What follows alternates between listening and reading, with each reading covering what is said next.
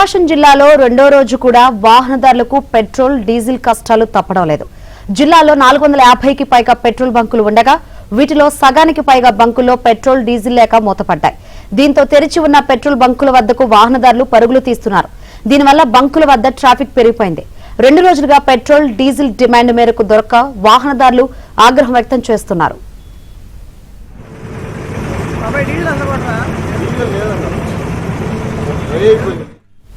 బంకుల్లో ఉన్న petrol diesel black market లోకి వెళ్లకుండా అధికారులు చర్యలు చేపట్టారు. సాయంత్రానికల్లా జిల్లాలో పరిస్థితి మెరుగుపడుతుందని కలెక్టర్ రాజాబాబు తెలిపారు. ఆటో వాళ్ళ కుటుంబ పోషణ ఎట్లా అన్నా మధ్యాహ్నం వరకు వస్తుంది ఆయిల్, అంతకన్నా రావట్లేదు. మా ఆటో వాళ్ళని చాలా ఇబ్బంది పడిపోతున్నాము. తినడానికి కూడా ఇబ్బంది అన్న. ఇంక బ్రాంచ్ ఆయిల్ దొరకకపోతే చాలా ఇబ్బంది పడిపోతాము. మధ్యాహ్నం వరకే వస్తుంది మాకు ఆయిల్. 2 లీటర్లు కొడితే ఉపయోగం ఉందన్న. చాలా కష్టాల్లో ఉన్నాం. ఆటో వాళ్ళని ఒకసారి చూడాలని ప్రభుత్వాన్ని వేడుకుంటున్నాం. మరి మా పరిస్థితి ఎట్లా అండి? మేము ఏదో కోటికి ఏదో 100 రూపాయలు 200 మేము ఇంటికి తీసుకెళ్లేవాళ్ళం, ఆటో తోలుకొని బతికేవాళ్ళం. మరి మా పరిస్థితి ఎట్లా సార్? మరి ఇది మరి గవర్నమెంట్ ప్రభుత్వం ఏమన్నా చేస్తుందా, లేకుంటే కేంద్ర ప్రభుత్వమా, లేకుంటే ఎట్లా అసలు ఇది? దీన్ని అసలు ఎవరు పట్టించుకోవాలి? మా బతుకుల గురించి ఎవరు పట్టించుకోవాలి? అసలు మేము ఏంటంటే ఎప్పుడుకంటే అప్పుడు 200, 300 కొట్టించుకునే వాళ్ళం డీజిల్.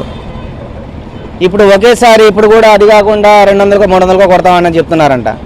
మేము ఫుల్ ట్యాంక్ అయినా చేయించుకుందాం, ఎక్కడన్నా అప్పు సప్పు తెచ్చుకొని ఫుల్ ట్యాంక్ అయినా చేయించుకుందాం అని అంటే, సరే డీజిల్ కొడితే మేము ఏదన్నా ₹1, ₹2 తోలుకునేవాళ్ళం.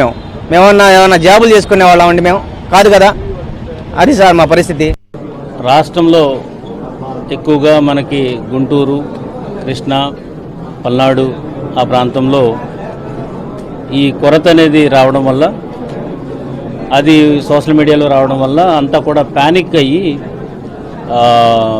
పెట్రోల్ బంక్స్ దగ్గర డీజిల్ ఉండదేమో అనే ఉద్దేశంతో వాళ్ళు బల్క్లో తీసుకెళ్ళడం, తర్వాత అందరూ కూడా ఈ ట్యాంకర్స్లోని, తర్వాత చిన్న చిన్న డబ్బాల్లోని గట్రా తీసుకెళ్ళడం, ఒక ఆర్టిఫిషియల్గా దీన్ని రాదేమో అనే ఉద్దేశం అని పెట్టుకుని ఇదంతా క్రియేట్ చేయడం జరిగింది.